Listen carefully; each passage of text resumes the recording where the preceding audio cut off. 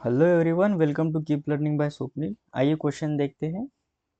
A boy of mass 4 kg is standing on a piece of wood having a mass 5 kg. If the coefficient of friction between the wood and the floor is 0.5, what is the maximum force that the boy can exert on the rope so that the piece of wood does not move from its place is?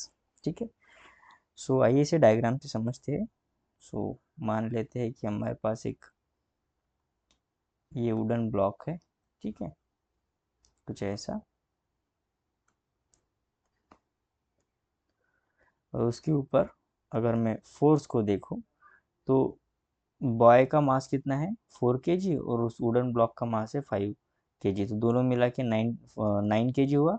तो 9 kg की वजह से नीचे की तरफ एक force आएगा 90 Newton. ठीक है, क्योंकि जी की वैल्यू में गिवन है तो यह जाएगा 90 न्यूटन।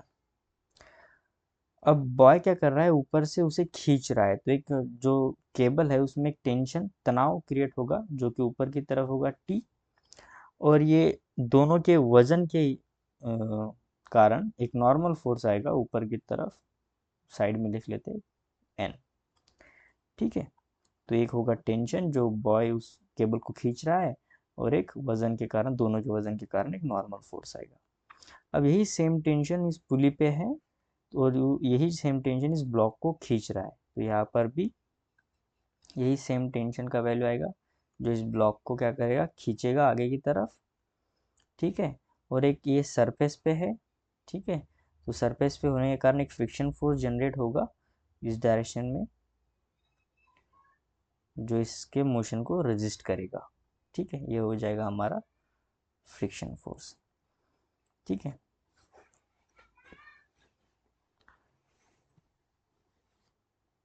तो कंडीशन ये है कि ये जो है वुडन ब्लॉक से मूव नहीं होना चाहिए, ताकि कितना टेंशन या फिर कितना फोर्स वो बॉय लगाए ताकि ये वुडन ब्लॉक्स मूव ना कर सके। ठीक है, अगर मूव ना कर सके तो ये जो फ्रिक्शन फोर्स है ये बैलेंस आउट कर रहा होगा इस टेंशन को, तभी जाके एक्स एक्सिस में हमें इक्विलिब्रियम मिल रहा है। ठीक है, और अगर वाई एक्सिस में देखें तो tension plus normal equals to कितना हो जाएगा 90। तो ऐसे नॉर्मल का वैल्यू आ जाएगा 90 माइनस टी। ठीक है, फ्रिक्शन का फोर्स, फ्रिक्शन कितना होता है म्यू इंटू एन। ठीक है, अब फ्रिक्शन टेंशन के बराबर है, यानी tension is equal to mu into N लिख सकते हैं। म्यू का वैल्यू हमें ऑलरेडी गिवन है 0.5, जिसे मैं 5/10 लिखूंगा, और ये हो जाएगा 90 माइनस टी। ठीक है, तो यहाँ पे इसके वैल्यूज पुट करेंगे हम। सो 5 1 ज़ा 5, 5 2 ज़ा 10, सो 90/2 माइनस t/2। ठीक है, या फिर हम 2 इसे कॉमन ही रहने देते हैं। ठीक है, सो 90 माइनस टी और ये 1/2।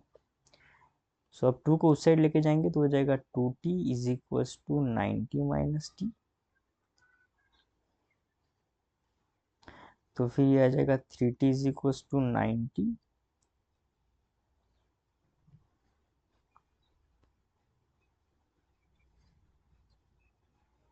ठीक है, और t इज इक्वल टू आ जाएगा 90/3।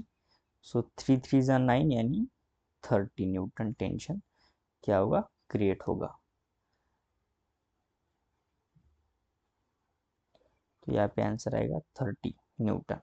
आई होप आपको वीडियो सोल्यूशन अच्छा लगा होगा। वीडियो सोल्यूशन अच्छा लगा तो चैनल को सब्सक्राइब कर दीजिए, वीडियो को लाइक कर दीजिए। मिलते हैं नेक्स्ट वीडियो सोल्यूशन में। कीप लर्निंग विद स्वप्निल के साथ।